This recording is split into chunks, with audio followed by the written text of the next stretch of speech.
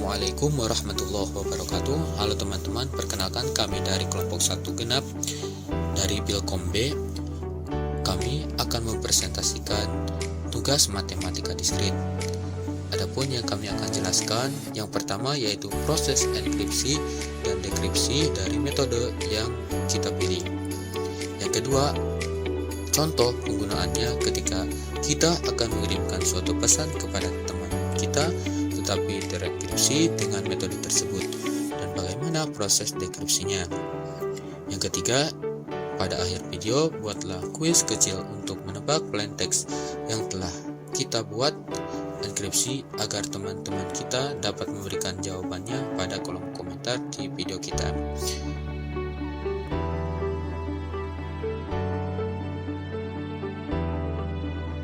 Yang pertama, definisi metode Caesar-Schipper. Apa itu Caesar-Schipper? Caesar-Schipper adalah salah satu teknik enkripsi yang paling sederhana dan yang paling dikenal. Caesar-Schipper adalah algoritma yang digunakan dalam kriptografi. Caesar-Schipper sendiri merupakan jenis Schipper substitusi di mana setiap huruf dalam plain text digantikan oleh sebuah huruf dengan beberapa posisi tetap di bawah alfabet. Caesar-Schipper ini digunakan untuk menggeser semua karakter dalam plain text dengan nilai pergeseran yang sama. Yang kedua, proses enkripsi metode Caesar-Schipper. Apa itu proses enkripsi? Enkripsi adalah proses menyamarkan pesan asli atau plain text dengan algoritma kriptografi. Hasil dari enkripsi ini dinamakan ciphertext. Terdapat rumus untuk proses enkripsi ini, yaitu ciphertext sama dengan dalam kurung plain text plus key persen 26. Di sini terdapat keterangan, yaitu plain text merupakan sebuah karakter alfabet huruf kecil A sampai Z dan huruf besar A sampai Z, yang kemudian karakter tersebut dicari nilai indeksnya. Di sini terdapat key atau kunci yang merupakan sebuah integer atau bilangan bulat dalam range atau jarak dari 0 sampai 26. Di sini terdapat ciphertext yang merupakan hasil penambahan indeks plain text dengan nilai key atau kunci, kemudian hasilnya dijadikan sebagai karakter kembali atau disebut sebagai pesan rahasia. Selanjutnya ke contoh pengaplikasian proses enkripsi dengan metode Caesar-Schipper. Di sini terdapat tabel enkripsi dengan plain text. Rafi atau huruf alfabetnya adalah R, A, V, I dengan kunci 17. Di sini terdapat plain 17. 17 di sini adalah huruf alfabet R dan kuncinya 17. 17 ditambah 17 adalah 34, maka melebihi dari 26, maka kita moduluskan 26 menjadi 8. 8 di sini adalah huruf I. Kemudian huruf alfabet A. Huruf alfabet A di range 0 sampai 26 adalah 0. Dan kemudian kuncinya 17, 0 ditambah 17 adalah 17. Di sini 17 ini tidak melebihi dari 26, maka huruf dari 17 ini adalah R. Untuk huruf V yaitu 21 dan kuncinya adalah 17. 21 ditambah 17 adalah 38, maka melebihi 26. Dan kita moduluskan 26 menjadi 12. Dan huruf dari 12 ini adalah M. Kemudian huruf I itu 8 dan kuncinya adalah 17. 8 ditambah 17 adalah 25. Dan 25 ini tidak lebih dari 26. Dan huruf dari 25 ini adalah huruf Z. Kemudian ciphertextnya adalah IRMZ.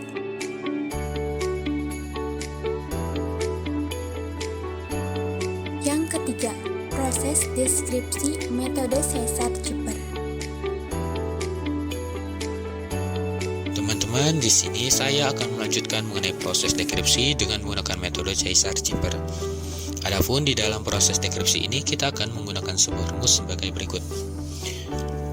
plaintext sama dengan ciphertext dikurangi K dimuat dengan 26. Apa sih yang dimaksud dengan plaintext? Nah, plaintext ini merupakan hasil pengurangan indeks plaintext dengan nilai K, kemudian hasilnya dijadikan karakter kembali.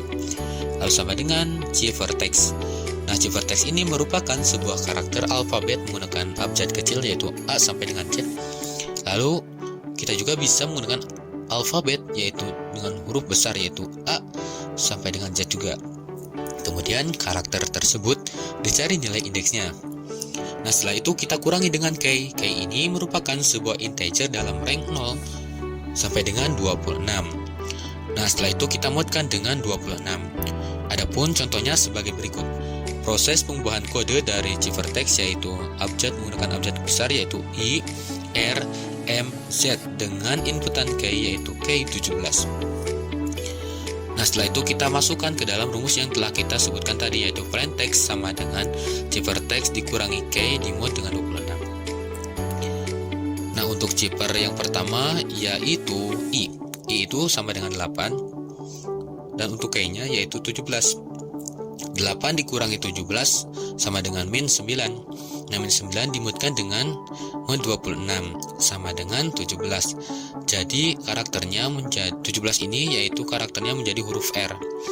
Nah, setelah itu kita masuk yang kedua yaitu R. R ini ciphernya menjadi 17. Nah, adapun 17 ini kita kurangi dengan K kembali yaitu 17 dikurangi 17 sama dengan 0. Nah, 0 ini jika kita dikonversikan yaitu menjadi huruf A. Nah, setelah itu yang ketiga yaitu M. M ini ciphernya yaitu menjadi huruf 12. Nah, setelah itu kita kurangi dengan K yaitu 17. 12 dikurangi 17 sama dengan min 5. Nah, setelah itu min 5 kita muatkan dengan 26. Hasilnya yaitu 21. Nah, 21 ini yaitu menjadi karakter V. Nah, lalu yang terakhir yaitu Z. Nah, ciphernya yaitu menjadi 25. Nah, adapun untuk K-nya 17. Jadi 25 dikurangi 17 sama dengan 8. Nah, 8 ini menjadi sebuah karakter I. Setelah kita mendapat kode setelah pengolahan, langsung kita translate dari angka ke huruf. Untuk 17 yaitu R, dan untuk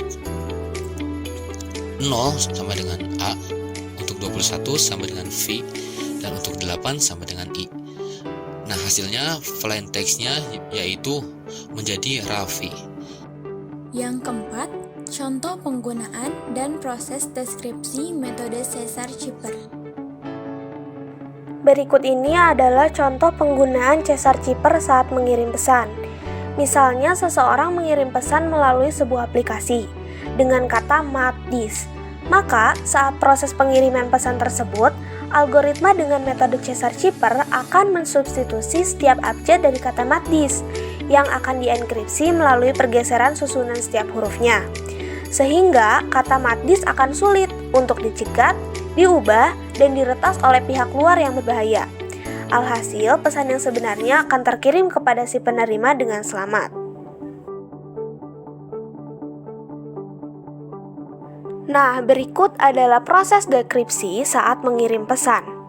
Seperti yang tadi sudah dijelaskan bahwa misal, jika pesannya itu adalah MATDIS, kemudian menggunakan kunci bernilai 1 dan dienkripsi, maka akan menghasilkan ciphertext NBUEJT.